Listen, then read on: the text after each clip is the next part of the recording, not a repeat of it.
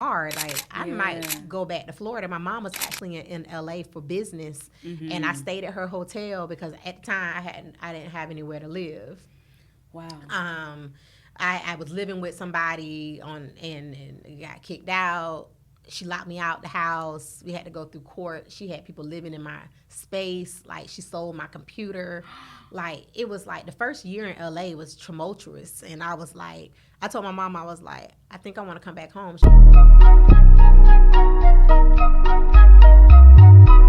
Welcome to Keys to the Culture podcast. It's your hostess with the mostest, Maisha, and this is a place where we celebrate Black creators and innovators who shape the culture around us and give relevance to the creator economy one post at a time. So in other words, we're rooting for everybody Black. So what is the creator economy? The creator economy is the economy. It is where creators of all kind are able to take their passions, turn them into businesses, brands, deals, go viral, and they're making money to pay the bills. So ask yourself, why am I not making no money? But here on Keys to the Culture podcast, we like to highlight people who are doing amazing things, and we call them culture change makers. And today's culture change maker is Wally Amos. In other words, famous Amos. He created the famous cookies in 1975 in Los Angeles, and with his brand, he grew in popularity very quickly, and he was able to make a name for himself for high-quality cookies and ingredients. He sold his business in 85, but he came back and he was able to continue to market his brand with his partnerships. And just like famous Amos, our guest today is making waves in the baking scene with Southern Girl Desserts. We are here with Catarah Coleman. Hey. Catarah is a veteran public relations professional, and she's a co-owner of the award-winning Southern Girl Desserts in LA, which was founded in 2007 with her college friend and sorority sister. They put a little bit of Southern style back into the baking scene in Los Angeles, and in 2012, they were even able to be the winner of Food Network's Cupcake Wars.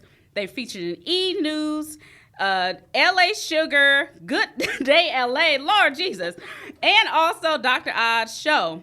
Let me tell you, these ladies are very, very successful.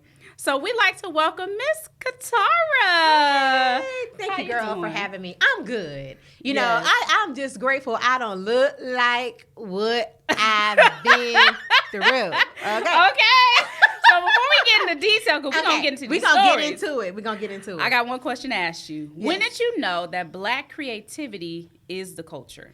You know, it's always been like that from the beginning. I remember being in high school and the whole school, going to like an all-white high school, right? Mm-hmm. And being like the minority there. And I remember a whole bunch of us got together and was like, we need a step team, right? Okay. And they had dance teams, they had cheerleaders, they had all those things. But it was like, well, where's like, you know, we were into like Different World and all that stuff back then. And it was like, well, where the step team? Where the step team? So it was like, we're going to create that. And we brought that to my high school. And it was like, everybody went crazy because no one had ever seen that before. Yeah. And then those of us who were stepping, like, we had never done it before. We only seen it on television and things like that. And I just go all the way back there is when I knew that, like, we possess, as Black people, we possess a culture that everyone is not exposed to. Sometimes even ourselves, depending on where you're from and if you went to college or if you know people in different aspects of our culture. And so I was like, oh, we got something special. And then when I got to FAMU, it was like, oh my God, we are so talented. And then when social media came, I just be like, I love us. That's my word. Yes, that's my phrase. I love us because we are top notch. Like, we are top notch. Like, honey, we can't be beat. We cannot be beat. And I love us for real. Yes. And I got that from Monique. I love us for real because it's so much talent in the Black community. And then speaking of HBCUs, like, I wish I had that experience. Girl. And I didn't. But, oh my God, I want to go to Clark Atlanta University. Oh That's where I want to go, but I ended up staying in California. Okay. But even that experience, like subculture within the Black community, is so important, and a lot of us don't get to experience that. Yeah. So it's such a beautiful thing. And you went. What is your college? Florida A&M University. Florida. FAMU. I'm from Florida. Okay. So let's get into it. I almost went to University of Florida because, like I said, I went to a predominantly white high school, and so a lot of my friends were going to like these PWIs, and I thought that that's what I wanted to do until one day, one summer I was in South Carolina for vacation with my parents, and they had a college fair, and there was a lady, FAMU was at the college fair. Wow. And so we were bored one day, and we were like, let's go to, my mom was like, you're a junior, go to the college fair and see what schools are talking about. Yes. And so I went there, and I met this lady who was at the table for FAMU, and she told me about FAMU in a way that I had not heard about it before. And yes, I saw a different world and stuff, but it's just something, it's your exposure. Yeah. And so I was like, okay, well, maybe I'll go visit. And I went to visit, and I was sold. And I was like, University of Florida, who? And I applied that summer. I got accepted, and FAMU changed my life. I'm so happy I made that decision. Oh my God, that's such a beautiful story. Because I think a lot of times what it is, we just don't get exposed to the information. Yeah. And then we just like, you hear about, it's a predominantly Black college. Yeah. And you don't know what the experience is going to be like until you actually step on the soil, and then you get engulfed in the community. You don't know. Like it's like, you grow up around a certain type of Black people, right? And you think everybody Black is like the Black people that you grow up around because that's what you're exposed to. Yes. So I grew up in a very small town, and we have very like successful people and things like that. But it wasn't, you need to go to FAMU, or you need to go to a Black college, you need to do this and that.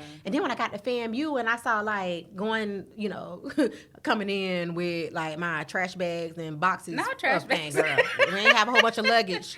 Okay. So it's the 7 of us in the house. Woo! Okay. And I'm the first to go to college. We picking up the refrigerator from the garage sale the day we left. Trying to make it work. And so I'm coming in, and like people coming in with Louis Vuitton luggage. Whoa. And trunks. And you're like, oh, my roommate's dad is the president of a university, and she grew up with maids. And I'm like, what type of Black people are y'all? Because I don't know y'all. And that made me so excited, though, because I was like, we're not monolithic. We're not the same. And I got to be exposed to so many different Black people from different countries, from all over the country. Yeah. They're coming from different social and economic backgrounds. And I'm like, wow, like, this is it. This is it right here. Yeah.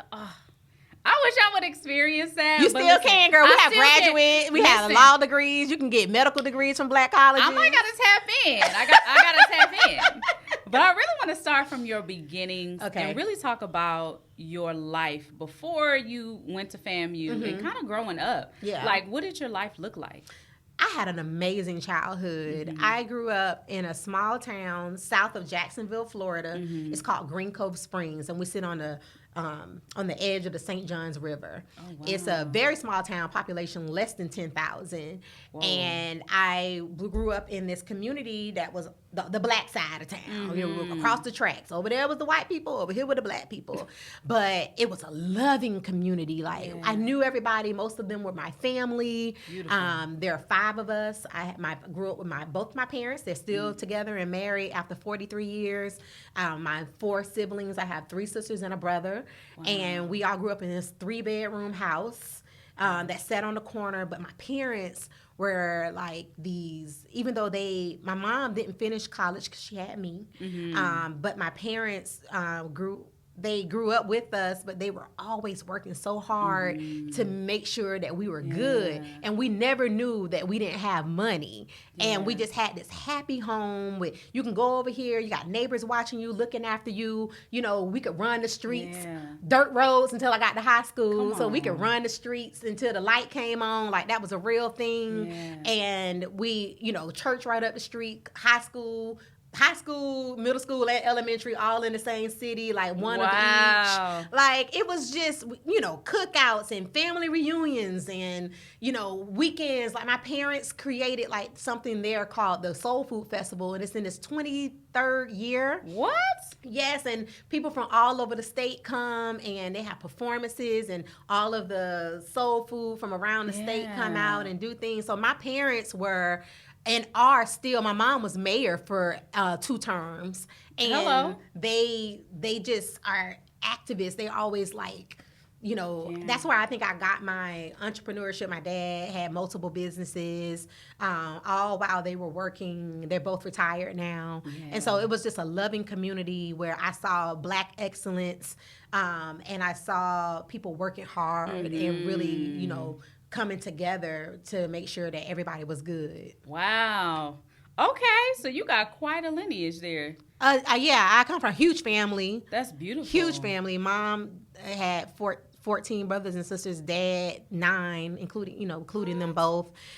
Small towns, just really tight knit. Yeah. And we still are to this day. That's beautiful. Yeah. So did you get you say you got your entrepreneurship from your dad. Yeah. But when it comes to cooking, was that something that was taught in the home? Yes. Oh, so that's when you started. I'm the oldest of 5, so we were latchkey kids. Okay. Parents worked, and so especially during the summers, I was taking care of my younger siblings. So I'm cooking. Wow. I've been cooking forever. Okay. Baking came later, but cooking has always been something that I had to do to make sure that Mama can't make it happen there at work, so I got to make sure my siblings get fed and that they're good. Yeah. And so I grew up cooking out of necessity, but I always enjoyed it. Yeah. And then my dad and mom both cook, both amazing cooks. It. My dad from the South. Yeah, from the South. Daddy had a barbecue business, a bagel business. He's a locksmith, but it was like I saw them, him especially, my dad was the one doing all the businesses, just always trying to figure out how to make money for our family. I tell people this story. It was my 6th grade. I was in the 6th grade and got invited to go on this free trip to Atlanta for the weekend. And I'd never been out of Florida. And so I was like, ooh, Atlanta. So it was a free trip. Parents can go, but you just have to bring like your own money, like to eat and to like buy things and stuff like that. And I remember my dad like coming back the night before I left, and he was like, here's $30. And I knew then that we didn't have it.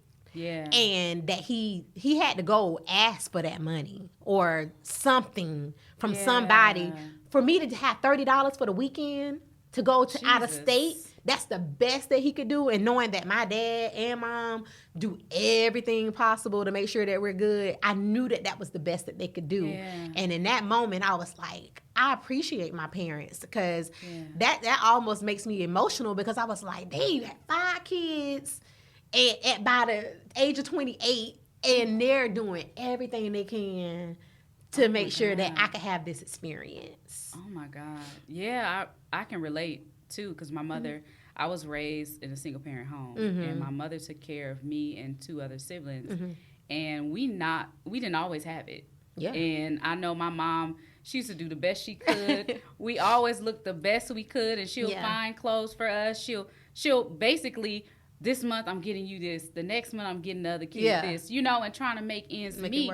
So it's like, to hear those stories and to experience that with our parents, that makes us who we are. Absolutely. And how has that translated in your life now? It's the grind. It's the don't give up. It's the things will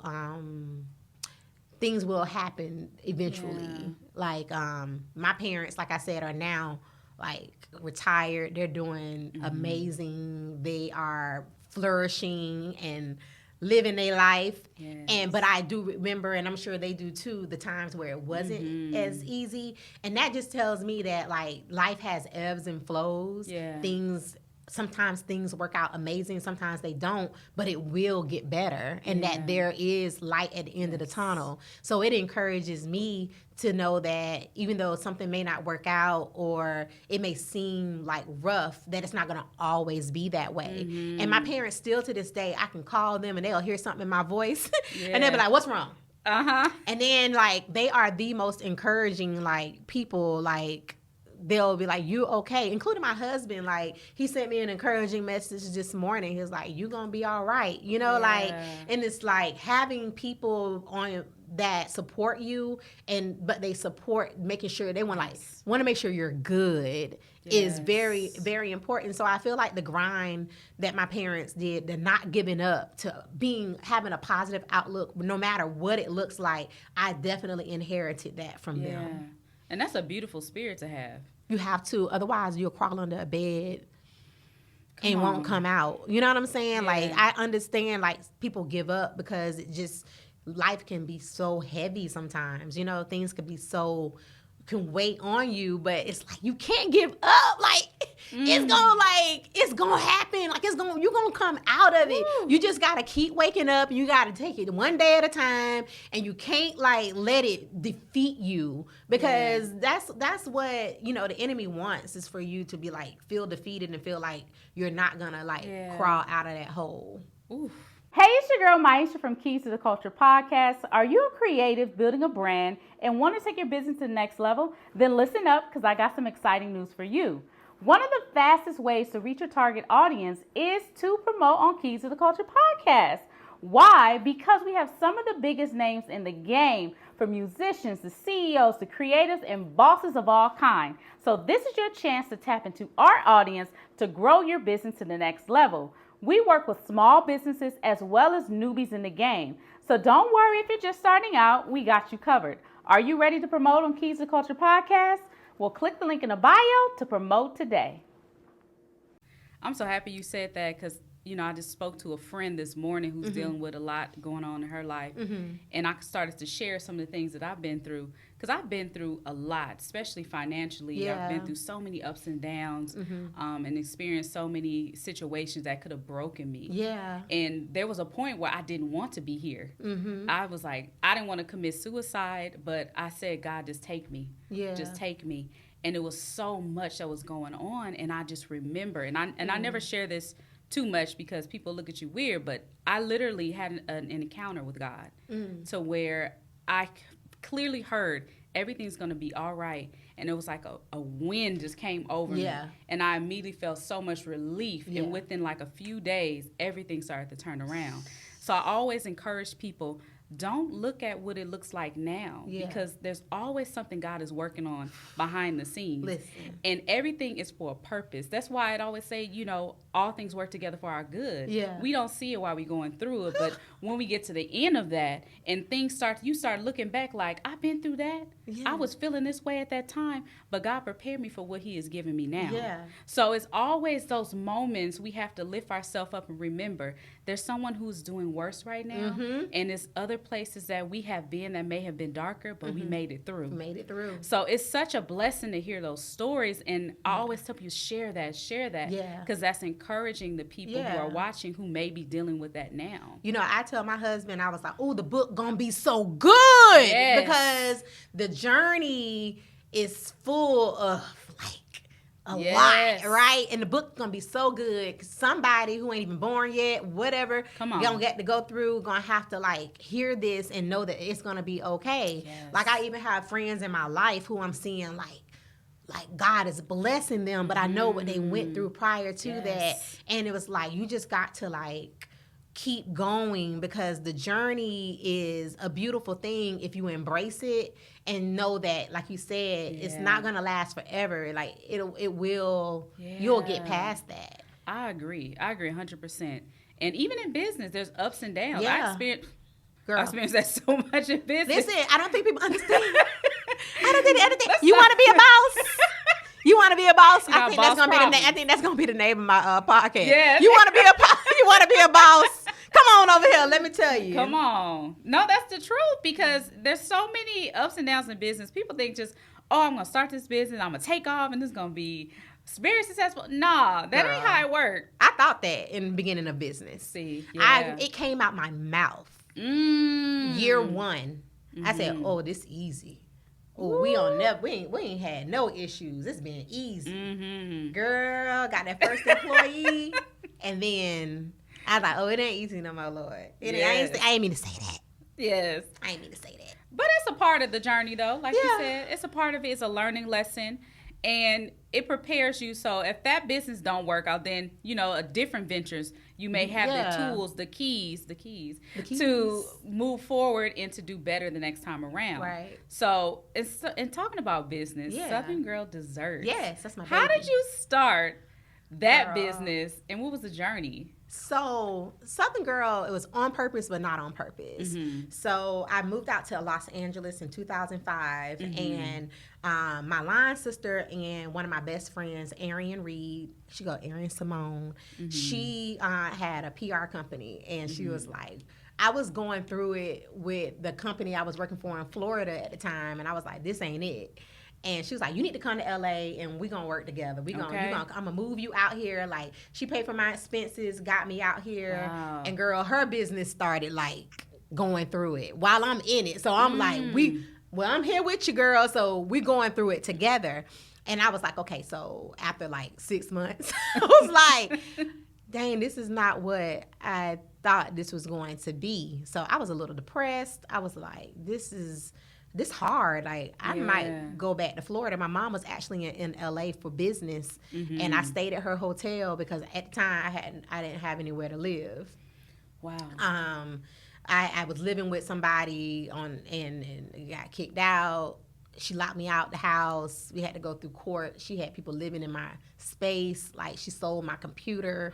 Like, it was like the first year in LA was tumultuous. And I was like, I told my mom, I was like, I think I want to come back home. She was, your mama be like, baby, you can always come back home. And I was thinking about getting on a flight with her like that weekend. And then I was like, no, because I was in PR at the time. And I had, girl, who I was working with, was it Touch? Omarion. And he was out of the country. Something happened. I don't even remember. And I wrote it was a press release on his behalf. I made a statement, and people went in on him for the statement that I wrote. So I was going through that. I ain't had nowhere to live, and I was just broke, and like this LA thing not working, and I was considering going home, and something said, I'm sure God said, like, you need to stay. A year later, I went ahead and applied for a job with the County of Los Angeles for their communications position. I applied for the job in like April. I got hired in December, so this whole time I'm like, I'm going through it. And I got the job, started in that February, and I was like, okay, things are lining up. I got benefits, I got consistent pay, like, okay, got me an apartment, like, okay, things are working out. And then I decided to, like, I need something more. Okay. I was like, the working for the county for me was like getting something just safe. Yeah. But I couldn't get out of my head that I needed I was to do something more. Yeah. And so I started trying to figure out what business to start. And so I started watching this show on MSNBC called The Big Idea with Donnie Deutsch. I would watch it every single day. And he would bring on business owners, small business owners who would come up with these amazing ideas.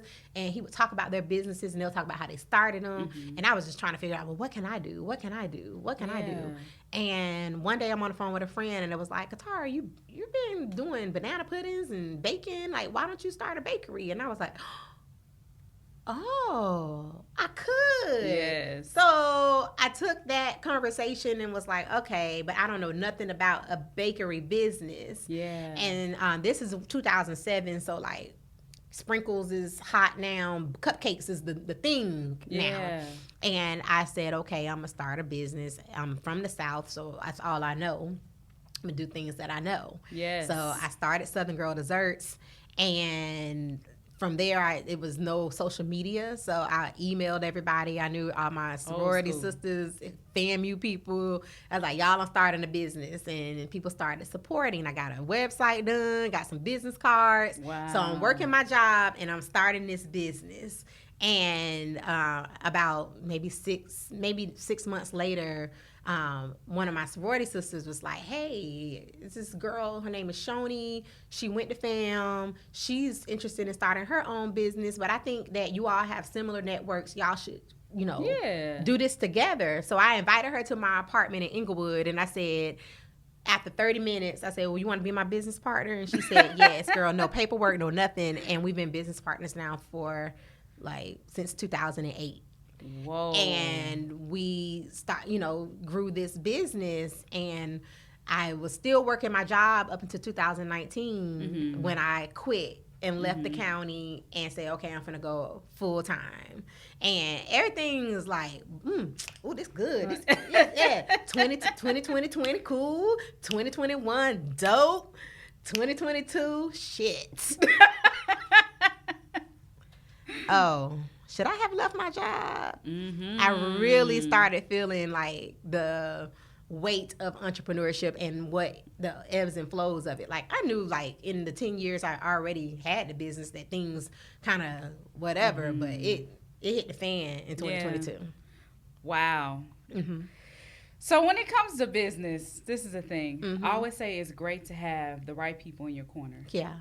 I want to go back to a point where you said everybody started to come and help you with resources, come to support. Yeah. Like, how important was that early on when you started your business? It was very important because a lot of things I did not know. Like, I have a public relations degree. I don't have a business degree. So a lot of things I've learned through experience and then, like, going to these different classes and courses I didn't have in the beginning. So a lot of mistakes had been made. And it was one of them things where you're like, okay, I need what type of certification? I need license. Oh, okay. So I'm like trying to make this stuff happen as business is going. Like, oh, we got this opportunity, but we need insurance. Oh, we need insurance. Because the thing is, like, before I started the bakery, it was this like Bunt. It's called Nothing, not Nothing, but I think I know what that is. Yeah. It's not that one. It's another one. It was Bunt something. I don't know. I'm sorry, sis, if you out there. I cannot remember. But she was on 3rd. And she had a Bunt bakery. And her name was Krista. And I called her and I was like, hey, I want to start a bakery. It's going to be something like this.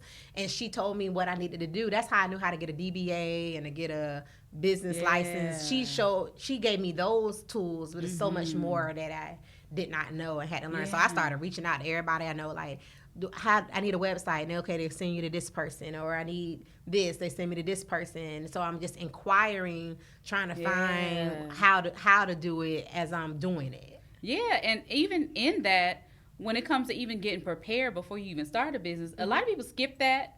Or they just, like you said, do it as they go. But then you like, wait a minute, now this opportunity is coming up. And I'm not prepared. For the opportunity, right. Have you missed opportunities before? Yeah. Like, I would say maybe year 4, year 5, we were approached by Costco. We were approached by Whole Foods. Wow. They came to us. Like, hey, would you like to be in Whole Foods? And we were like, yeah. But we didn't know packaging and retail. So we didn't really, like, get to fulfill that. We weren't ready. Costco wanted us to do road shows. And we were like, we don't even have staff. Like, how do we do, 4 cities and this type of, how do we do that? So it was like, not knowing, kind of had to pass on things because we were like, we're going to ruin these, relationships, and we don't, know how to do it. So it's, a lot of opportunities, we passed up on or missed out on because of lack of either resources to fund the opportunity or just not having the information. Yeah, I experienced that too. And even in doing that, I mean, you mentioned there was like everything was going great, and it was like, everything started going so good. Fizzle down. So, like, how did you adjust to that? Like, what decisions did you make to adjust to those situations? Because, it's up and down as an entrepreneur. First, I had to be like, okay, this is the journey. Yeah. Right. So I'm not gonna if I harp on it, it's gonna get me down, and it's gonna like make me not want to continue. So I was like, okay, it's a journey. This is what we learned from it. Now let's apply this so that we're prepared when the opportunity comes again. Because it'll come again. Everything always comes back around. Old boyfriends, everything comes back around.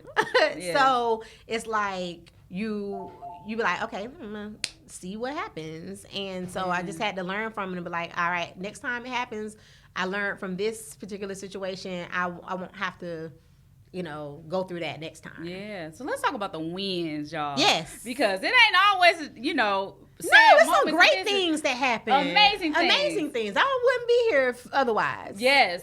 So let's talk about the amazing things. The first thing I want to talk about is Cupcake Wars. Yes. Let's talk about that journey. Listen, and how did that opportunity come? So back in 2008, 9, something like 2008 or 9, something like that.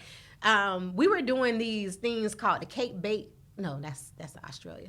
Australia? Wait a minute. I'll talk about that. Okay. It was these little like competitions they would do in the city of Los Angeles. So they'll have like all these bakeries come out and compete in different categories. So like best red velvet or best this or best that. So we would compete in these things. And so that's when Cupcake Wars came around. So they were recruiting bakeries from these competitions because we were placing in these competitions. So they was like, we found you guys at this and we have this new show and we want you all to come on. So we were on the very first season, very first episode of Cupcake Wars.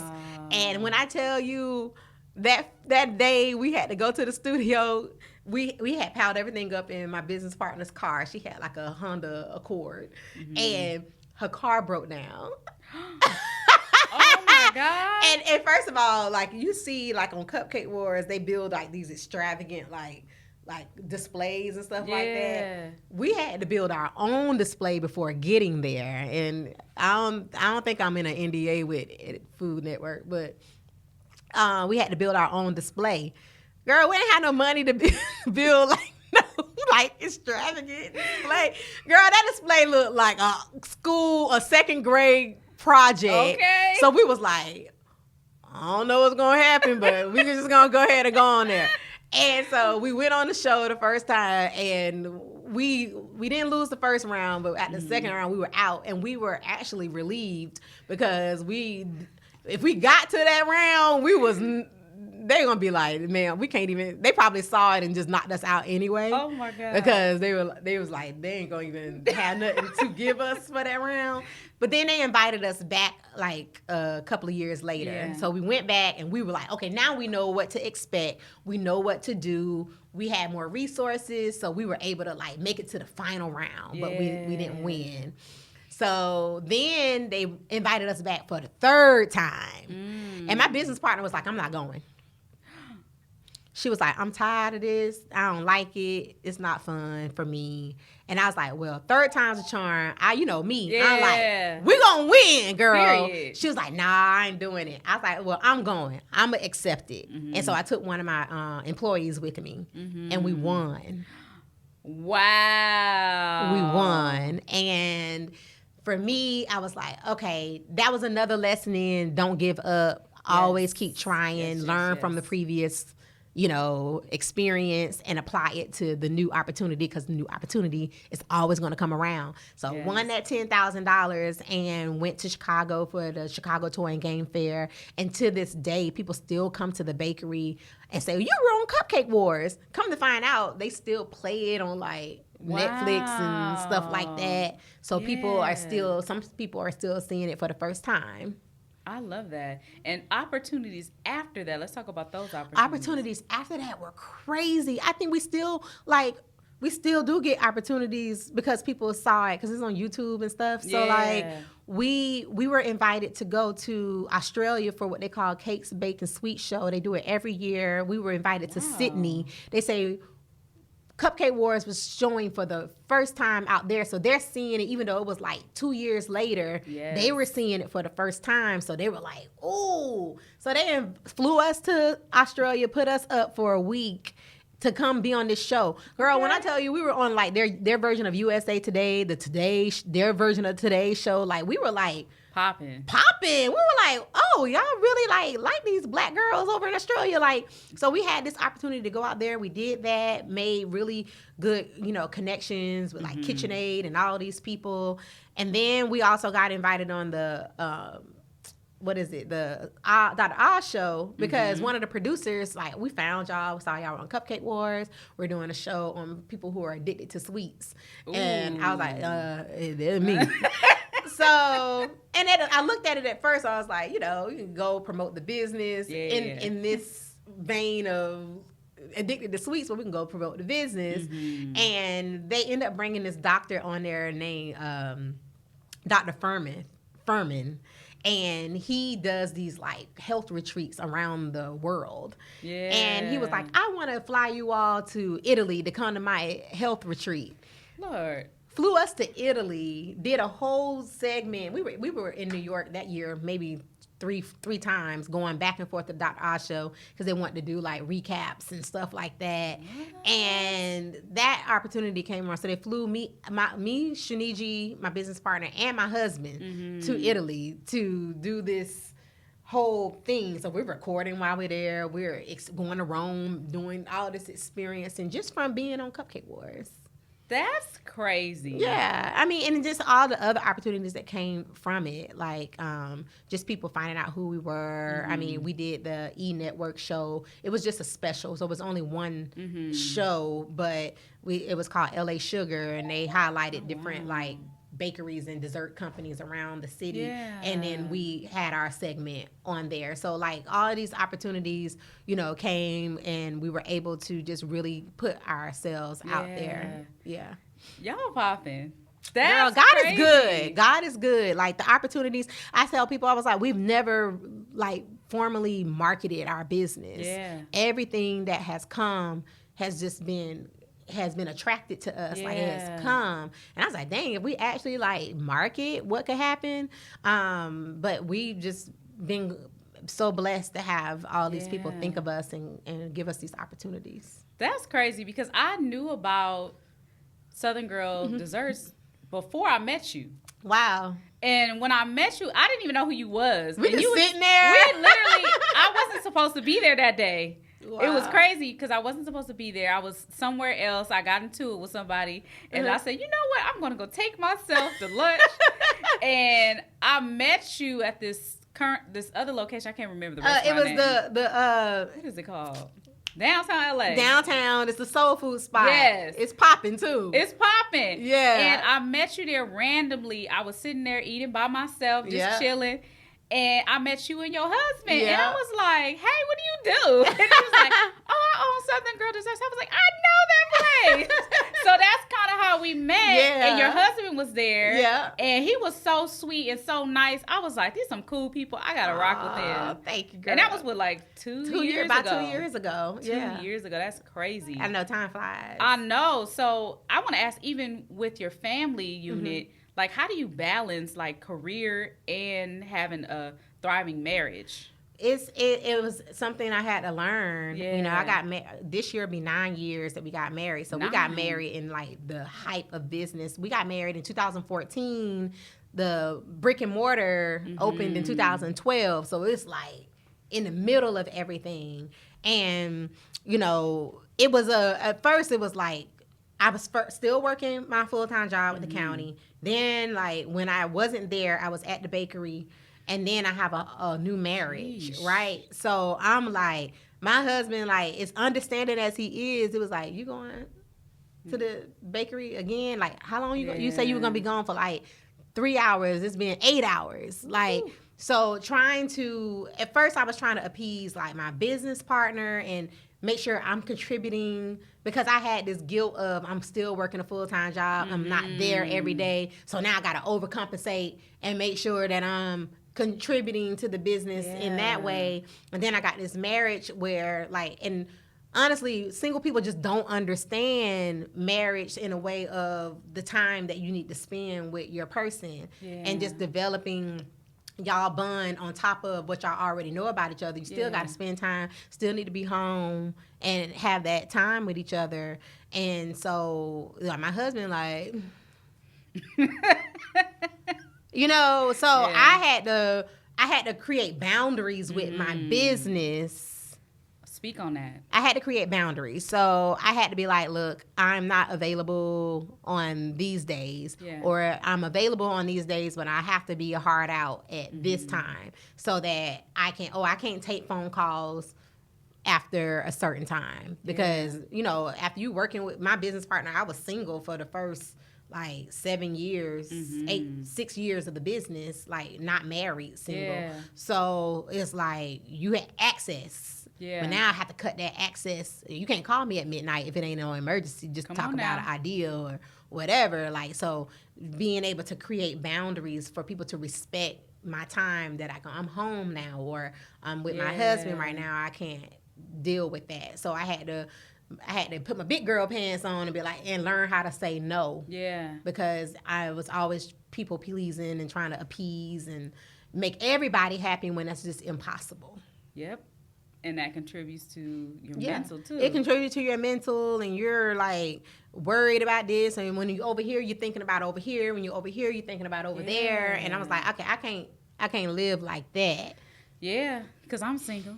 And like even thinking about, I do want to get married one day, and I'm like, I do so much right now. Yeah. Like, how am I gonna balance that between me and my spouse? Yeah, you'll figure it out. Yeah, it's always, you'll figure it out. You just gotta put the effort in. It's like nothing in life comes easy. Not even a successful marriage. Like you have to put in the work to make sure that happens. You have to be open and communicate and be vulnerable with your spouse so that they know what you got going on. So you be like, hey, babe, like, today gonna be one of them long days. I ain't gonna make it home to cook, or I know I said I was gonna do this, but like now my husband and I, we talk about our week at the beginning of the week. Like he's like, "What you got going on?" I'm like, "What you got going on?" And then we can kind of be like, "Okay, well, this is what the week looked like. Let's plan our time to do whatever we need to do on these days or on this time." And then I know, like, y'all, I'm not available, so now I can communicate with my team, like, don't bother me. I'm here. So learning to communicate versus like trying to do everything. Yeah, that makes a lot of sense. And I think some people we just don't know how to do it yet. But once you in it, and you just have to make those hard decisions. Yeah. And be like, I'm showing up for my partner because my marriage is important. Yeah, it's very important to me. And my business is important to me. Yeah. But I had to like figure out how to like put them both in their different zones so that they both could thrive. That's beautiful. And even with your husband, you guys are going on a journey of building businesses together. Like, how has that been? It's been so awesome. Like, we sat down a long time ago. We sat down and we were like, we're gonna be married. We're gonna have, what are we going to do together? And most recently, like, we started our own, YouTube and our Instagram. The Cool and Colemans is what we're called. And just talking about how we just get through life together and how we do life together as a married, young black married couple. And we're getting ready to start our apparel. And, we work together. We're both creatives. My husband is a voiceover actor, an actor. He actually has a movie coming out on Netflix next month called Who Cloned Tyrone with Jamie Foxx. So we'll actually be down at ABFF in Miami for the premiere of that at that film festival next month. But, we're creatives, so we both have like all these ideas. And so sometimes it can get like, okay, which one we gonna do first, or like how to like, with everything else we both have going on, trying to figure out like how to, so we have to plan, like Saturdays are our days. He's out of town right now, so but Saturdays are our days where we work on content, we work on ideas for our businesses and what we're doing and how we're going to grow and do things like that. So you still have to like set time aside to focus on those things. And so I love working with him. He's my best friend. Like, we get along so well, and we both like really are good at encouraging each other and like, oh, you got that idea, and like say, okay, here's some ideas how you can do this and do that. And I think that we're both just willing to like do it. You got to be willing, It's no ego involved. It's, I love that. Just we do it because we love each other and we feel like we have a story to share, to help other people. That's our end of the day. Our goal is to we want to see Black people get married and stay together.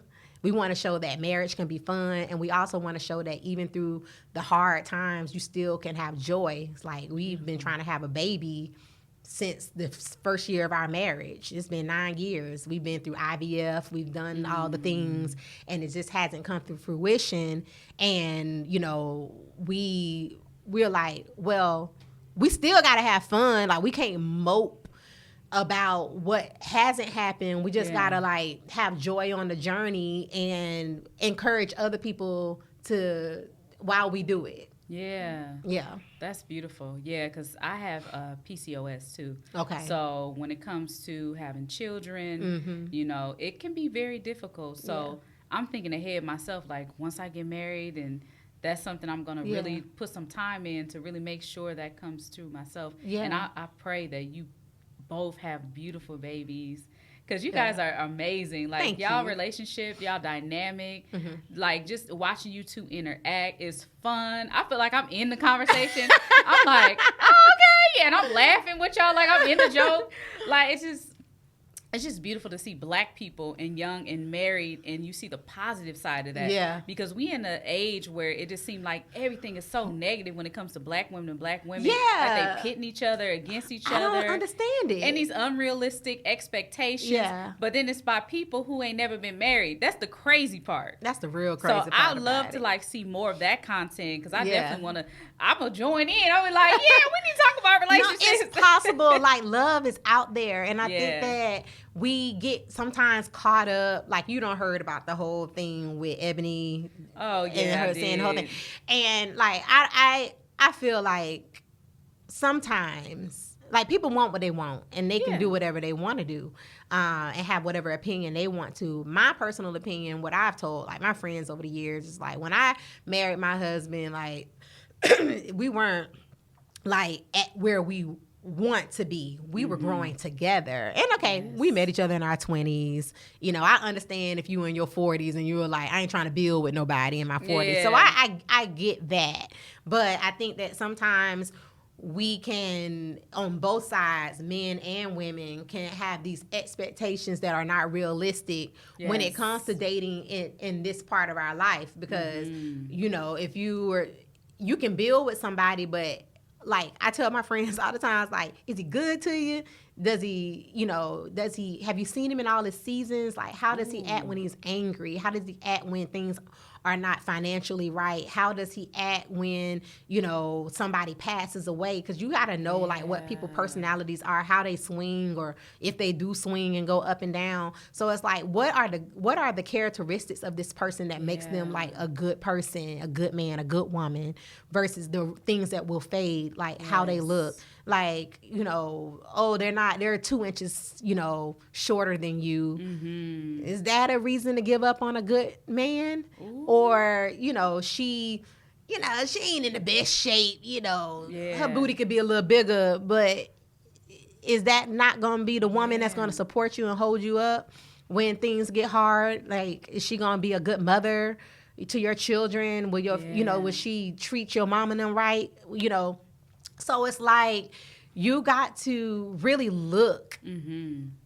at relationship in a different way, because the longer we're married, like, the more I be like, I have this partner in life who will support me. Like, when I had them days where I just want to give up, he's like, baby, you don't give up. Like, this is going to be all right. Look what God did before, he'll do it again. Like, having those constant reminders from someone who you know got your back and who love you and who's going to always be there for you. I love that. See, that gives me a lot of hope. It's don't give up. Like, I tell, like, I'm talking to myself when I be like, don't give up on love. Like, it will come, and you will have a lifetime of love and prosperity with that person.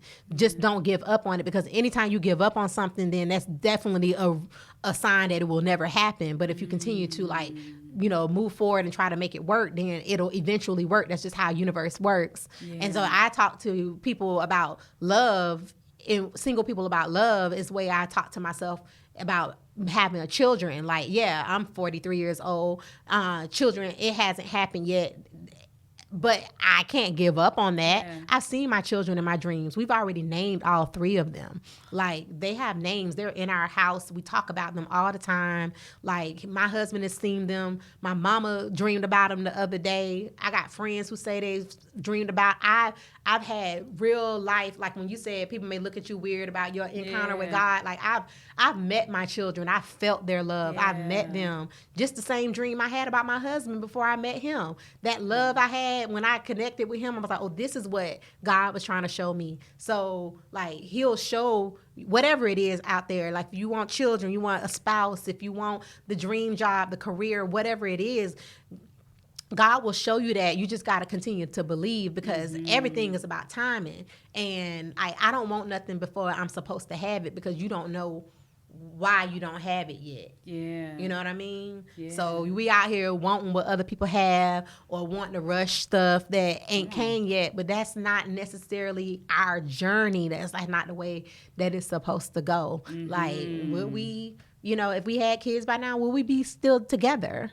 You know what I'm saying? Like, would our life be where it is now? Would the opportunities be afforded to us? Do we have the time to do the things that we have and that we're growing together in if we had children 8 years ago? Yeah. Yes, would we be blessed? I'm pretty sure, but our life will look totally different. So I'm going to thank God for the life that He has given me right now, and be grateful for this as I wait on the blessings and the things that He has promised me, because His word does not return void. So He's already confirmed that I will be a mother and my husband will be a father, but we just don't know how it looks, and we just going to wait on Him. Amen. I love that. Because, like, for me, too, I pray in expectation. Yeah. So it's already mine. Yeah. I know it's already mine spiritually. It just have to come into fruition physically. Correct. So I always pray with that, and I always encourage people to do that as well, even when it comes to love, when it comes to having children and to live the life that you always dreamed of. It is already yours. Yeah, it's already yours. Yeah, it is already yours, and it's a beautiful thing to hear you say that, because that's encouraging somebody today. Yeah. Because people need that. Yeah, definitely. And when it comes to other people going into your lane and they want to go into business, they want to start baking. Yeah. Like, what success tips would you give them and encouraging words that you would give them? I get those requests all the time, like in DMs and emails, and people want to start their business. And I'm so excited that people want to take this journey, because it is one, and you grow and you learn so much from it. Yeah. I tell people all the time, first, know what you're getting into. I started this business, and it's been great. It's been successful by the grace of God. Amen. Because Lord knows I didn't know a lot of stuff. But, like, do your research. Know what industry you're getting involved in. Know what the trends are.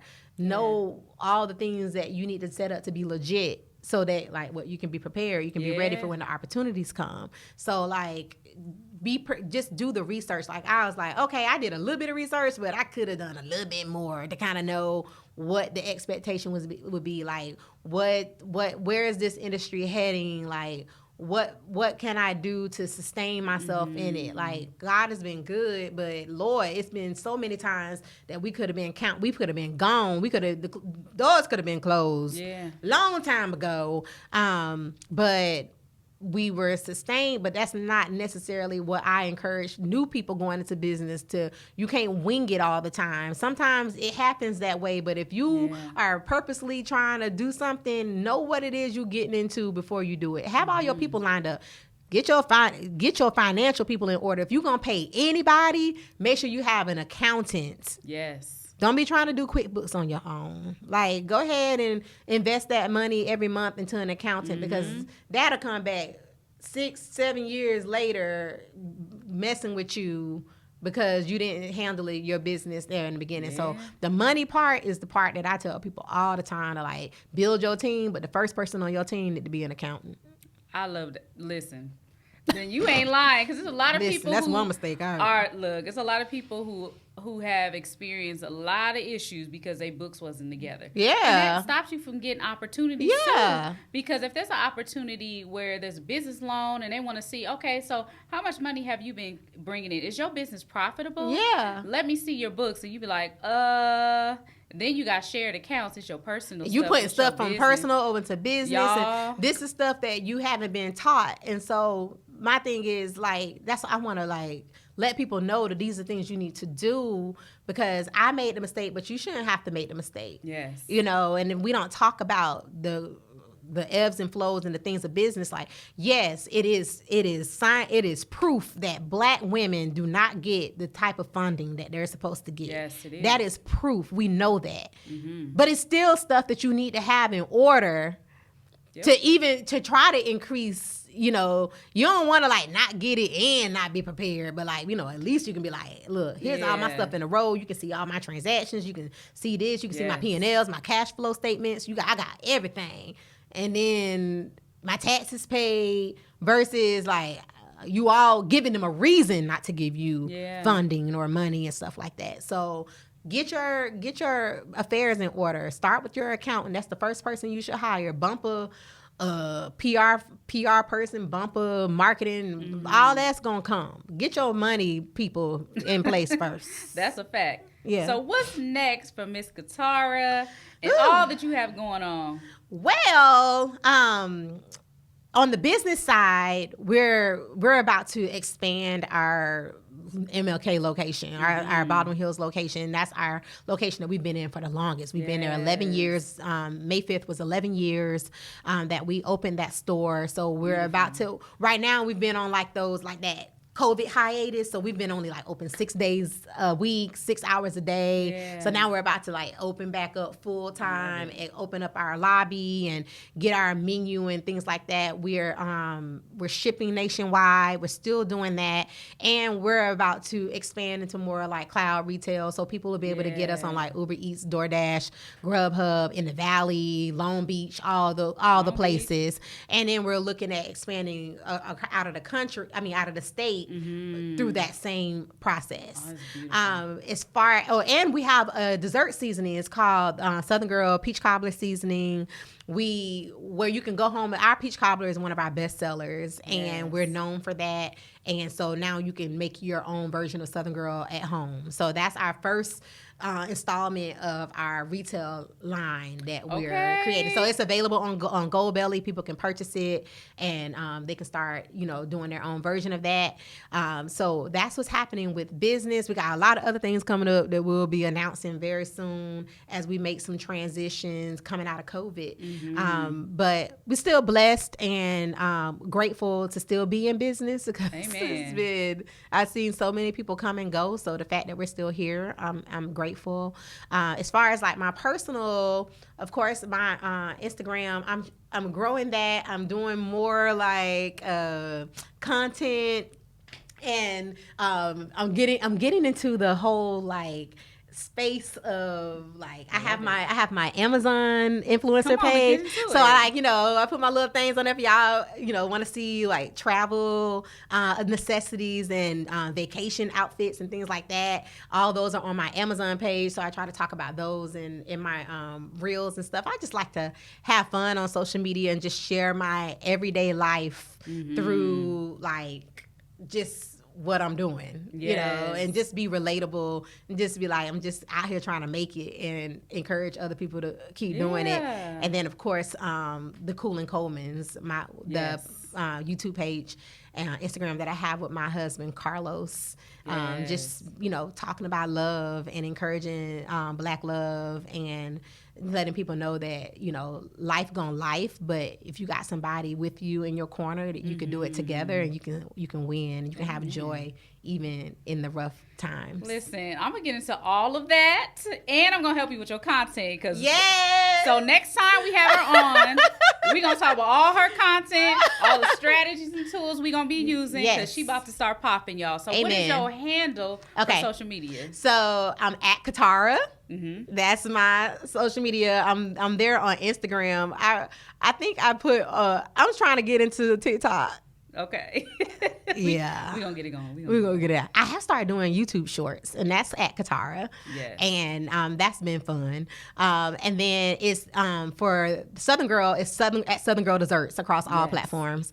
And then for them Coolin Coleman's, it's them Coolin _ Coleman's, and it's COOLIN. Y'all get into it, y'all. Please follow Catarah, all her different brands that she's building. Yeah. And if you want to follow me, at I Am Maisha. If you want to follow the show, at Keys to the Culture Podcast on all platforms. You can listen to us, stream us on all things that play podcasts. Yeah. And until next time, I thank you so much for tuning in to Keys to the Culture Podcast. And I'll talk to you soon.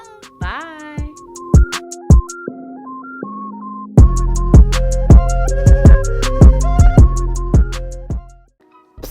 You, come here. Yes, you. Have you been struggling to stay consistent with your content?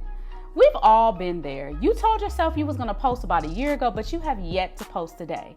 But don't worry, I got you covered. Introducing the Ultimate Content Calendar Blueprint. It is a guide that will show you how to stay consistent with your content for the next 30 days and beyond. It's filled with tips, tools, and ideas to help you take your content to the next level. And guess what? It's completely free. So don't wait because it's going to go out fast. So make sure you download the Content Calendar Blueprint today.